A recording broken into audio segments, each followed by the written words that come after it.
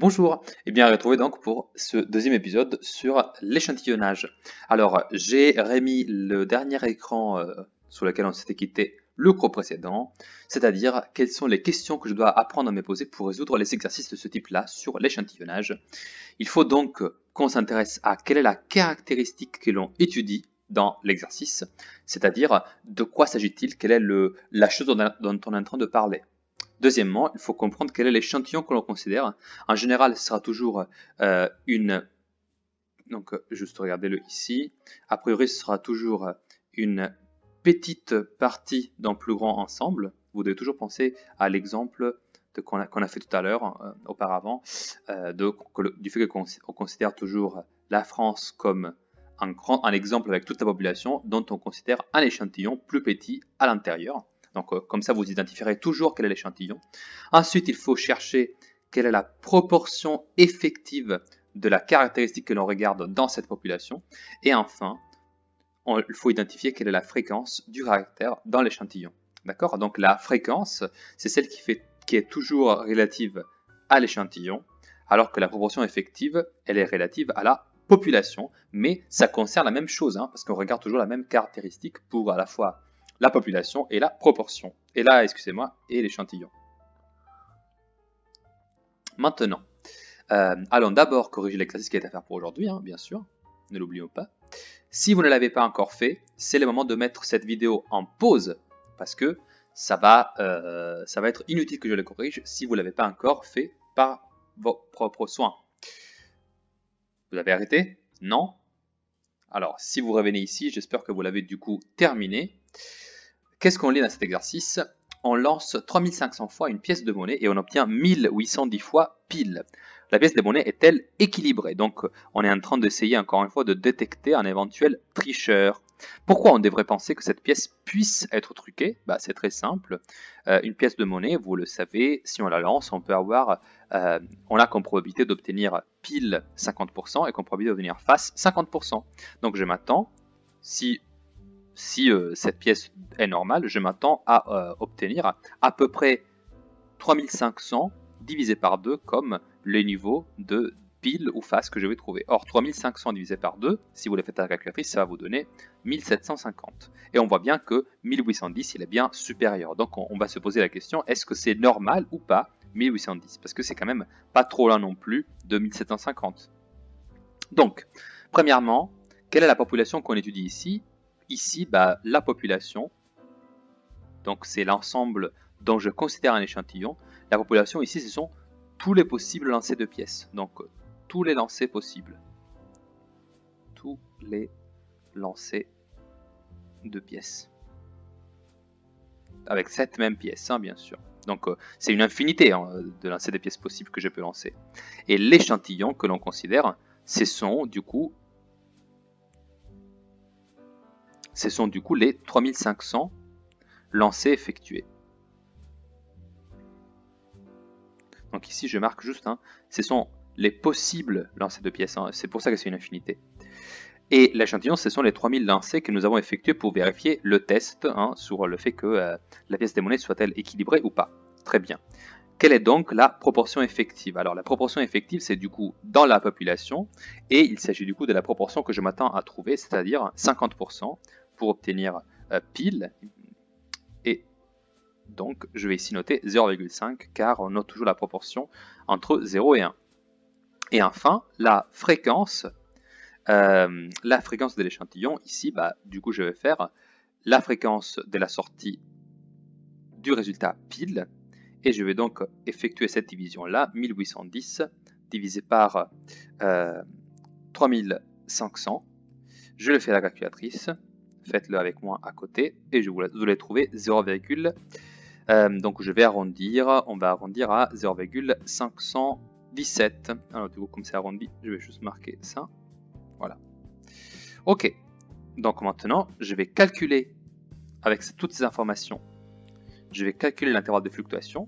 Donc, l'intervalle de fluctuation est le suivant. Alors du coup, la formule est la suivante déjà. P moins 1 sur la racine carrée de n, où n est la taille de l'échantillon, P plus 1 divisé par la racine carrée de n, où n est toujours la taille de l'échantillon. eh bien, j'applique cette formule juste là. Et qu'est-ce qui se passe? Eh bien, je vais trouver du coup, alors 0,5 moins 1 sur la racine carrée de 3500, parce que c'est ça la taille de l'échantillon. Et de l'autre côté, je vais avoir 0,5 plus 1 divisé par 3500. Très bien. Alors, j'effectue le calcul à la calculatrice. Ça va être très simple. 0,5 moins 1 divisé par la racine carrée de 3500. Ça me donne comme résultat, toujours arrondi, on l'a dit, à 10 à la puissance moins 3, donc au millième. Ça va être 0,483. Point virgule. Et de l'autre côté, je vais trouver, si je remplace le moins par en plus, donc 0,5 plus 1 divisé par racine carrée de 3500, je vais trouver 0,517. Alors ici, cela devient très intéressant de regarder précisément quelle est la valeur, car en effet, la valeur précise, ce n'est pas 0,517, mais c'est 0,1669. D'accord? Alors, exceptionnellement, je vais arrondir à cette valeur-là. Vous allez comprendre pourquoi dans un instant. Alors, pourquoi j'ai arrondi ainsi? Parce que moi, je dois toujours me poser la question à la fin. Est-ce que la valeur que j'ai trouvée pour la fréquence dans l'échantillon est inclus, est une valeur qui fait partie ou pas de cet intervalle? Donc là, je suis en train de comparer 0,517 avec l'intervalle que j'ai trouvé. Et visiblement, de très près, je suis à l'extérieur parce que justement 0,517, ça se trouve à la limite avec 0,5169. C'est un tout petit peu au-dessus. Donc ici, comme la valeur précise que j'avais trouvée c'était 5169, c'était important de ne pas l'arrondir parce que si je l'arrondissais, eh bien 0,517 que j'avais trouvé pour la fréquence, il aurait fait partie de mon intervalle. Donc, comme c'était un exercice de haute précision, on va dire, je peux conclure que 0,517 n'appartient pas à l'intervalle de fluctuation, donc probablement la pièce n'est pas équilibrée. Alors, ça encore une fois, est-ce qu'on en est certain? Non, pas du tout. La pièce n'est pas équilibrée, et ça, j'en suis sûr, à 95% de probabilité, car ce pourcentage-là, c'est le pourcentage qui est toujours valable pour tout calcul de l'intervalle de fluctuation. Voilà. J'espère que vous avez fait exactement comme moi. Si ce n'est pas le cas, je vous laisse cet exercice affiché encore, la correction, excusez-moi, de cet exercice encore affiché à l'écran pendant quelques secondes. Et puis, on va passer à la dernière partie de notre cours, c'est-à-dire l'intervalle de confiance. Alors, pour l'intervalle de confiance, du coup, veuillez me suivre. Je vais reprendre là où on s'était arrêté juste hier, ici à l'exemple toujours de Monique. Et maintenant, on va parler de l'intervalle de confiance, parce que il est vrai que c'est bien de pouvoir avoir un intervalle de fluctuation, mais laissez-moi juste vous faire un exemple pour comprendre l'intérêt de l'intervalle de confiance. Alors, lisons un instant l'exercice qui est situé juste ici, juste en dessous de l'explication de l'intervalle de confiance. Alors, avant les municipales de Maitland, oui bien sûr une ville imaginaire, le maire sortant, M. Escroc, commande un sondage auprès de 500 personnes, et d'après ce sondage, son adversaire obtiendrait un score de 240 watts. Alors oui, ici on est en train de parler de sondage. Alors qu'est-ce qu'un sondage? Alors un sondage, c'est le fait de poser une question, ou plusieurs bien sûr, mais en général une question en particulier, à un échantillon de personnes, pour essayer de estimer quel est le pourcentage de réponse à cette question, non pas de l'échantillon, mais de toute la population.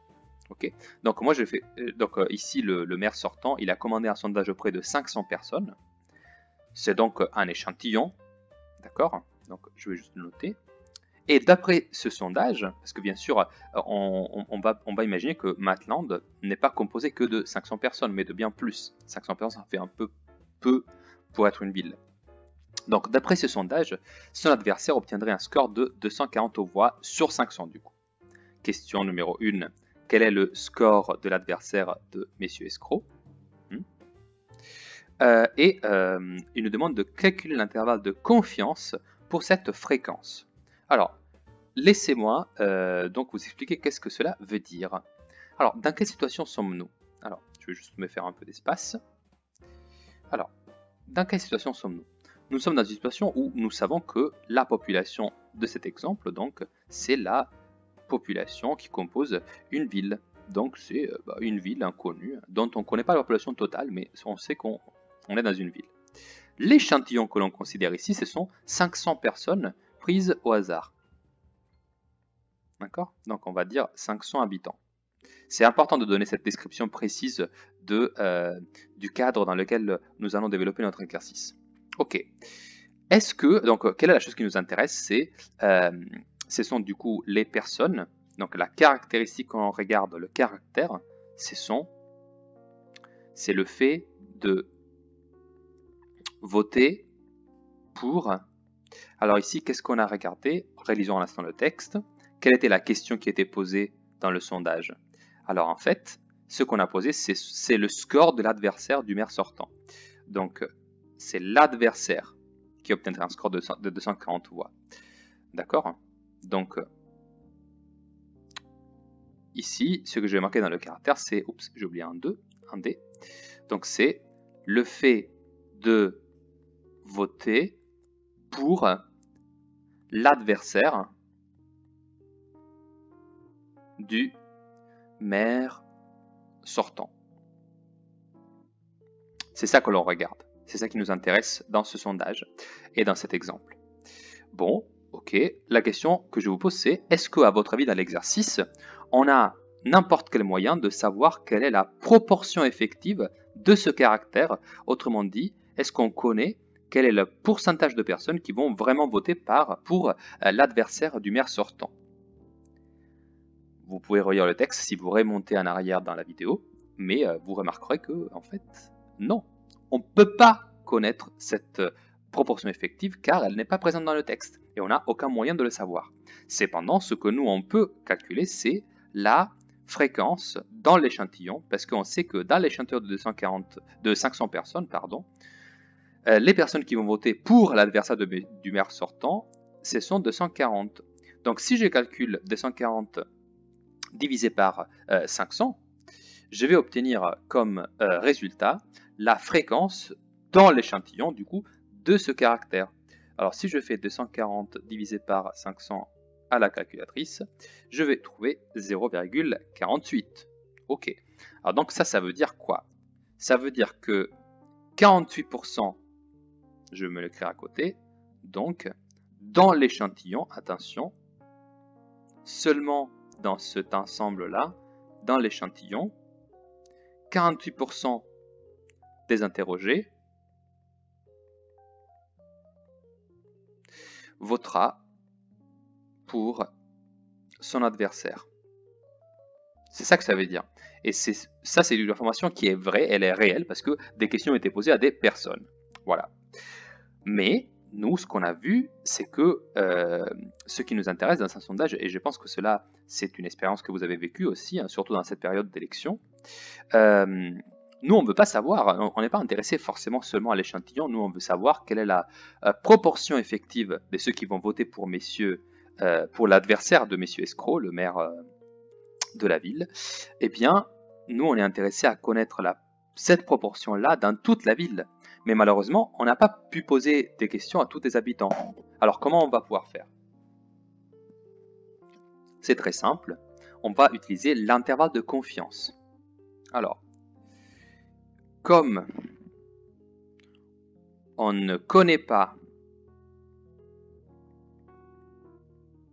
la proportion effective, P, la proportion effective, et qu'on veut la connaître,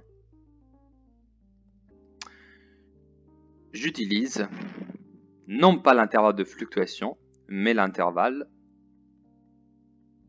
de confiance.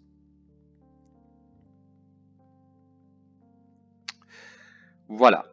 Alors, l'intervalle de confiance, et c'est ça qui est magique, il se calcule très facilement. Laissez-moi faire le calcul et puis je vous explique comment l'interpréter. Il s'agit de faire ce calcul.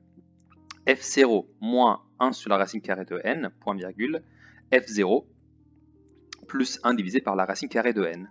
Si je l'applique dans cet exemple, je vais trouver 0,48 moins 1 sur la racine carrée de 500, parce que ne l'oublions pas, l'échantillon est de taille 500.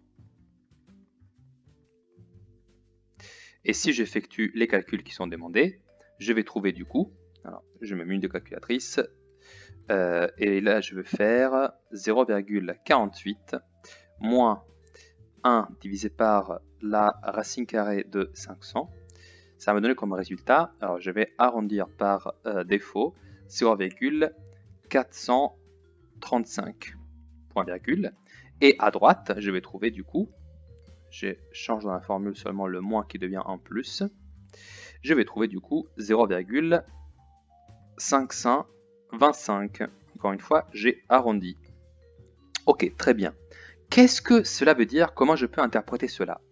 Alors, cet intervalle que j'ai obtenu enfin, qui s'appelle du coup l'intervalle de confiance, vous l'aurez compris, c'est l'intervalle dans lequel je peux affirmer justement avec confiance, donc pas avec sûreté absolue, hein, mais seulement avec confiance. Je ne suis pas sûr à 100%, je suis par contre confiant dans le fait que ça c'est le bon intervalle. Eh bien je peux affirmer que dans cet intervalle-là se trouvera notre fameuse proportion effective.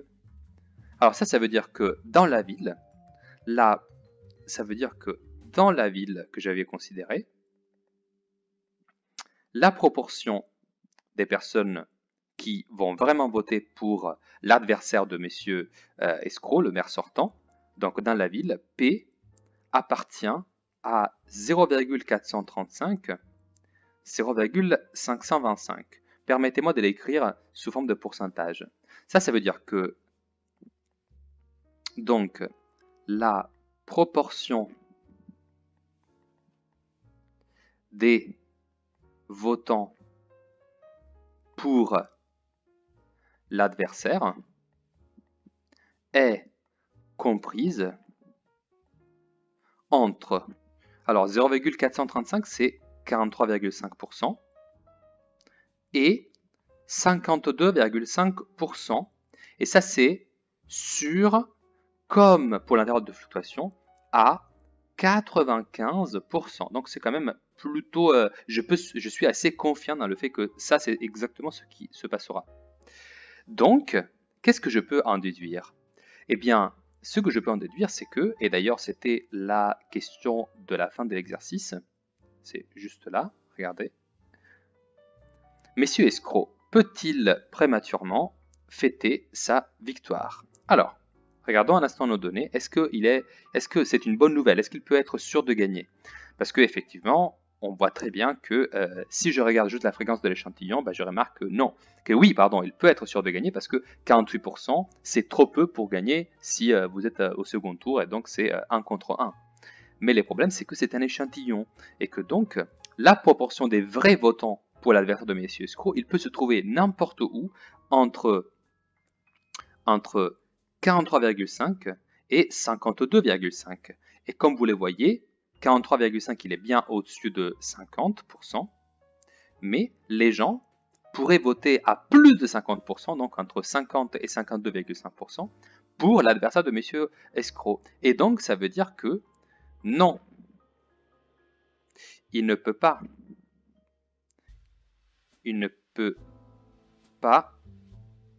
être sûr de gagner,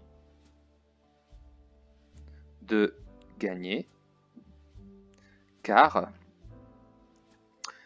il existe, disons-le plutôt, car l'intervalle de confiance s'étend jusqu'à 52,5%, donc plus que 50% pour son adversaire. Donc, L'intervalle de confiance, je dois le remarquer, c'est quelque chose de très utile. C'est en fait, c'est qui s'utilise tous les jours, dans tous les sondages que vous lisez, dans les journaux. Alors, dans les journaux, en général, ils vont prendre à peu près des échantillons de 1000 personnes. Et 1000 personnes, ça vous offrira, si vous faites les calculs, une précision de à peu près 3%. Alors là, c'était 500 personnes, et donc vous voyez la précision, c'était pas exactement, c'était à peu près 5%. Ici, pour être précis, la précision pour 500 personnes, c'est à 4,5%, mais une précision à 3%, bah, c'est déjà un peu plus précis.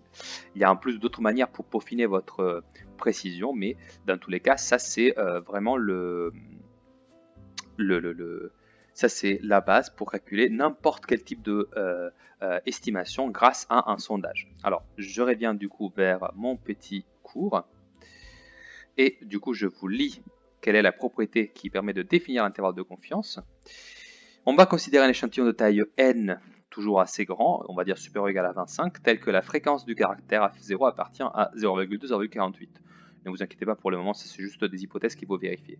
Alors la proportion effective, cette fois-ci du coup c'est la proportion effective du coup à laquelle on s'intéresse parce qu'on ne la connaît pas. Donc P, cette proportion-là, ici c'était une petite faute de frappe, P appartient à l'intervalle f0 moins 1 sur la racine de n, f0 plus 1 divisé par la racine de n, avec une probabilité de 95%. Et ça, c'est l'intervalle de confiance.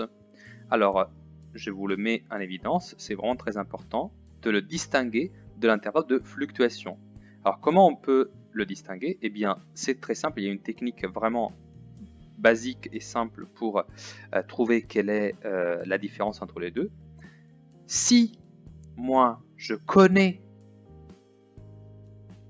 la proportion effective, si je la connais déjà depuis le départ dans l'exercice, alors ça veut dire que je cherche à calculer l'intervalle de fluctuation. Si je ne connais pas la proportion effective, c'est que j'ai besoin d'effectuer un sondage pour la connaître. Et du coup, je vais utiliser l'intervalle de confiance. En effet, là, le calcul qu'il faut effectuer pour les deux intervalles, c'est quasiment le même, vous l'aurez remarqué sûrement. Mais il faut toujours être capable de choisir dans quelle situation il va falloir utiliser l'intervalle de confiance et dans quelle situation il va falloir utiliser l'intervalle de fluctuation. Alors, on reviendra sur ça. Pour le moment, je vous laisse avec un exercice à faire pour demain qui apparaîtra dans Pronote comme d'habitude. Et je vous dis merci pour l'attention. On continuera à parler de ça demain lors du dernier cours sur l'échantillonnage.